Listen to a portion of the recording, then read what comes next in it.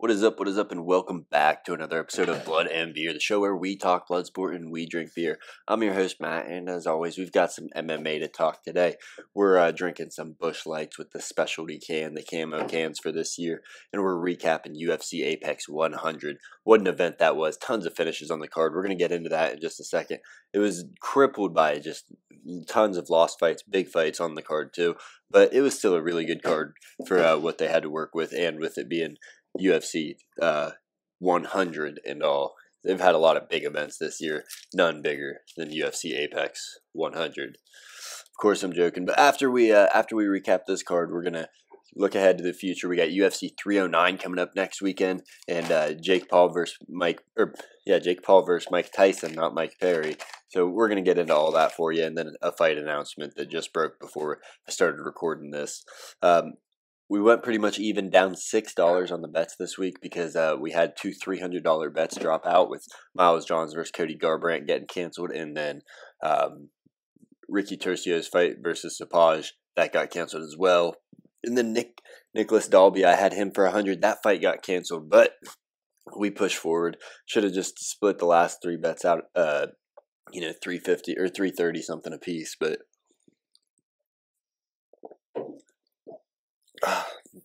I didn't bother. Anyways, this fight card was headlined by Carlos Praetus versus Neil Magny. This dude, Carlos Praetus, went out there and just hunted Magny down. He was a dog. He was able to out-grapple him, stop the takedowns, and on the feet, he was hurting Magny with every shot he landed. His boxing's super crisp, the way he works the body and the head. He's got good kicks as well, but this dude was hurting Magny, and when he had him hurt, he chased him down until he got just a walk-off knockout with a straight right to the temple of Neil Magny. It was filthy. He knew he was out before he hit the ground and walked away. So he's now ranked in the top 15 after beating Magny, we assume, because Magny, I think, was number 15. I think he's ready for top 5 guys, top 10 at least. Like JDM, Leon would be a good matchup for him. You got Sean Brady, you got Wonder Boys out there, a lot of good matchups for him. So we'll have to see. But these fighting nerds, the guy that Carlos Praetus trains with, they're insane. They're going off this year. Goodness, I'm out of breath. Allergies are killing me today.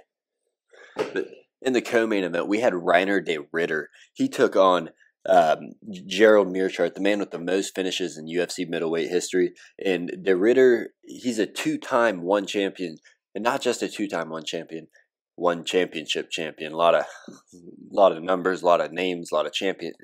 Anyways, he's a double champ over there before he came to the UFC at 185 and 205. This dude's a beast.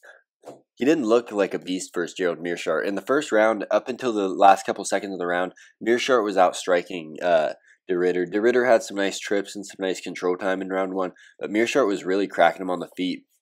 Now, what de Ritter does have is a lot of power, because even though his striking looked pretty sloppy, I thought, he goes out there and the shots that he does land, he rocks Meerschaert, almost puts him out. Meerschaert's saved by the bell. Into round two, Meerschaert actually gets a good bit of control time. It looked like Meerschaert was probably winning round two. Not a lot happened there. But in round three, RDR, he's tired. I think he had an adrenaline dump. I think he was nervous. I hope he's not as bad as he looked, because he looked sloppy in this. But he gets a takedown on Meerschaert and then puts him in a head and arm triangle and gets the finish in round three over Gerald Meerschaert. It didn't make one championship look good. This was a pretty disappointing debut. Even though you get the win by finish, you looked really sloppy. And if this is the best guy, the guy that was at the top of one's game when one was at the top of their game, then it doesn't bode well, because Gerald Meerschaert's not anywhere near the top. Even though he's got a ton of finishes, he's not anywhere near one of the top guys in the UFC, and he definitely hung tough with RDR. We'll have to see. Maybe he was playing possum, didn't want to show his hand too much, so when he's fighting these top names, they think they're getting an easy win, and he goes out and waxes them, but he did not look good. And then after his fight, he's at the post-fight press conference, and he's telling fighters, don't sign with one championship. Once you sign with them, they're not going to go out there and try to make you fights, or if they do, they're going to try to pay you less than what they agreed to. It's a nightmare. We've heard the same story from a lot of fighters with one. President Awesome, President Hassan, whatever you call him, with karate kickboxing. He's declared war on one championship. He has a really good episode out with Michael Bisping on Believe You Me, where he gets into all that and what's going on over there. Moving on, we had Gaston Bolaños hit as a big dog, plus 210 over Cortavius Romeus in a unanimous decision. It was a dogfight. Bolaños clearly had the advantage on the feet, and in rounds 1 and 2, it looked like Romeus had a clear advantage on the ground, was looking for submissions, was really wrapping him up and just doing things that Bolaños hadn't seen before, had a lot of control time, but Bolaños weathers the storm. Round 3, goes out there, and he actually out-wrestles Romeus because Romeus is so gassed. It's the guy's UFC debut. What do you expect? But Romeus drops the fight, unanimous decision for Gaston Bolaños. So old guy still got it. And then we had Jillian Robertson. She gets a unanimous decision win over, oh shit, what's her name? I forget her name now.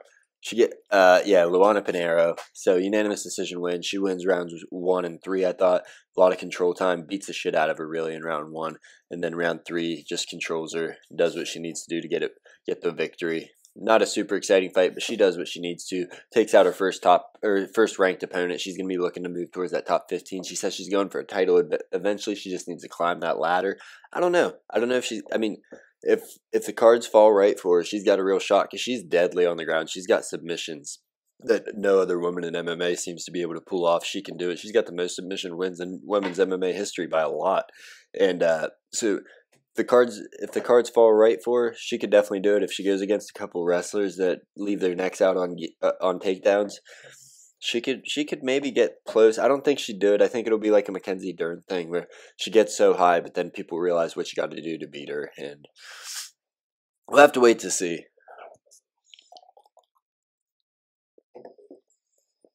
Goodness gracious. I'm going to have to pause this in a second, take this sweater off. It's getting hot. We'll break this fight down before we do, though. Mansur Abdul Malik, he makes his UFC debut, and he absolutely starches Dusko Todorovic, beats the shit out of him for 2.5 minutes. Just absolute outclassed, more power. I worry about the gas tank. He looked like he was gassing there at the end before he finishes Todorovic with some big punches, but he gets it done regardless, so we don't know if the gas tank's a problem or not, but he sure looked to be breathing pretty heavy in that.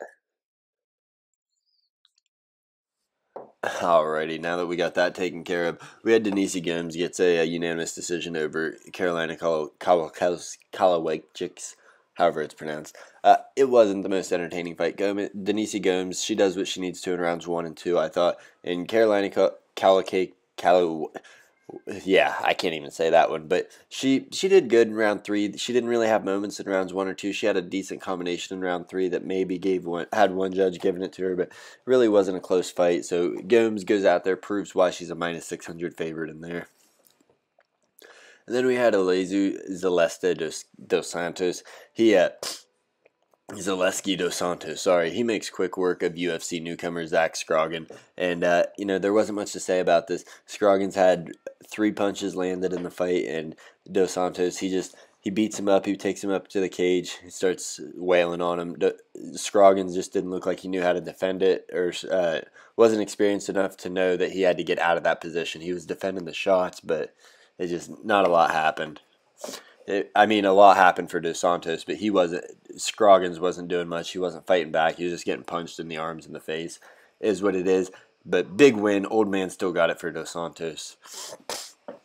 And then we had Chuck Buffalo Radke. He goes out there and absolutely destroys Matthew Semmelsberger in the first minute of his fight.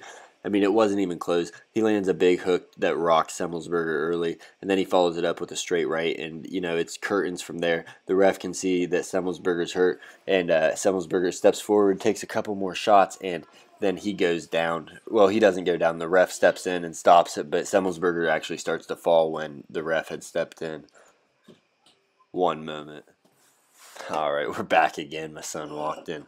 But we had Tresean Gore. He went out there and did it again. He did it again. A standing guillotine on a guy that's like 6'5". He did it a year ago against Josh Fremd. Took a year off for injury, I believe. Goes out there and gets another standing guillotine, this time over Antonio Tricoli. He looked great out there. I said in the Pick'em show that Tresean Gore might be an unfinished product. They're bringing him along slow, and this Tricoli guy's the right guy to do it, but I'm still not confident picking him.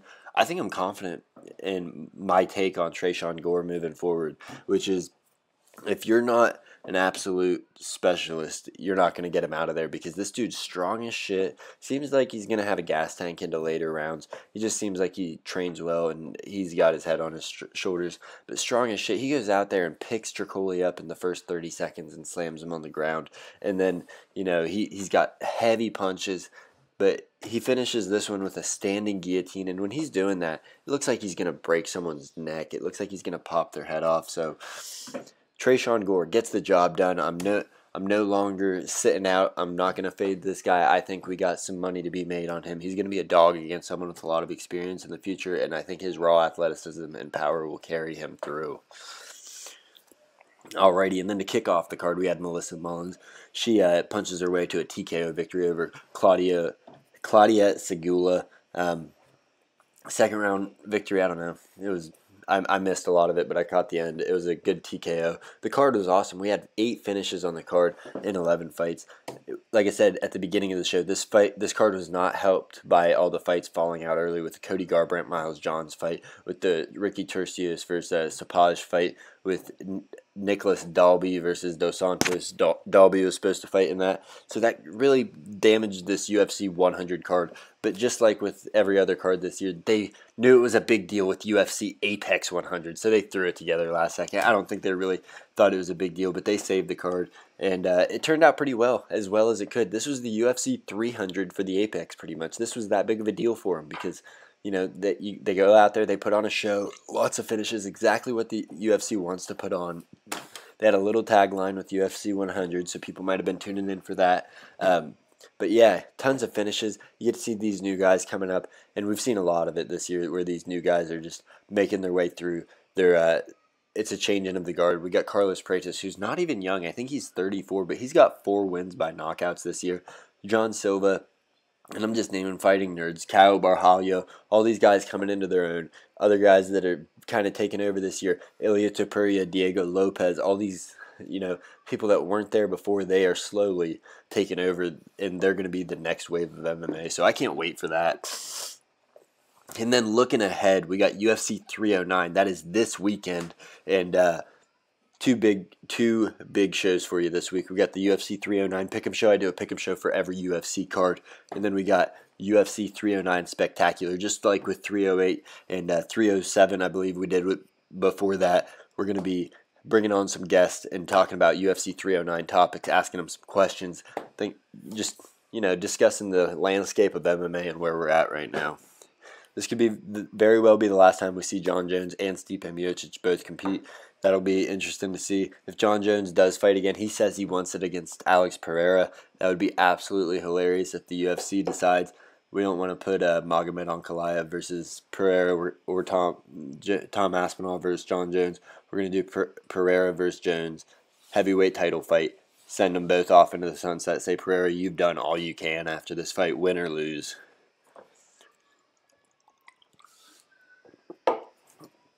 All right.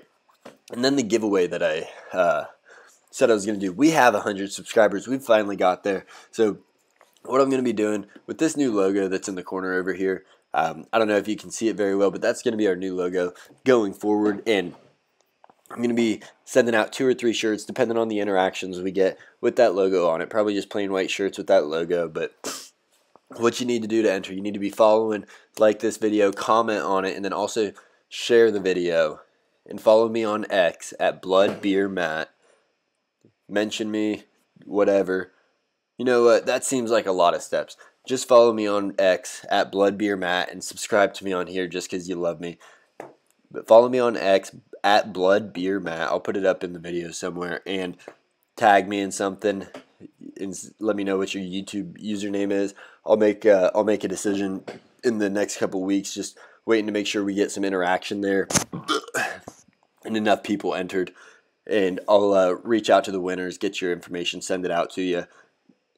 We made it this far, 102 subscribers, way farther than I ever thought I was going to make it. I thought I'd give up by now, so I appreciate everybody that's tuned in, and yeah, Finally, I said there was a big fight announcement. Big fight to me, at least. We got Josh Emmett. He's taking on Jean Silva at UFC Fight Night in Miami on December 14th, the last card of the year. It's going to be an absolute banger. These dudes both swing bombs. John Silva's just said it. He's one of the up-and-coming guys. Josh Emmett, he's been knocking people out forever. He fucking almost killed Bryce Mitchell, put him in a coma, so that's what I got for you. Look forward to the UFC 309 Pick'em Show coming out in the next day or two. And then Wednesday night into Thursday morning, you'll be seeing that UFC 309 Spectacular. I appreciate everybody that's been with me on this journey. This has been Matt with Blood and Beer.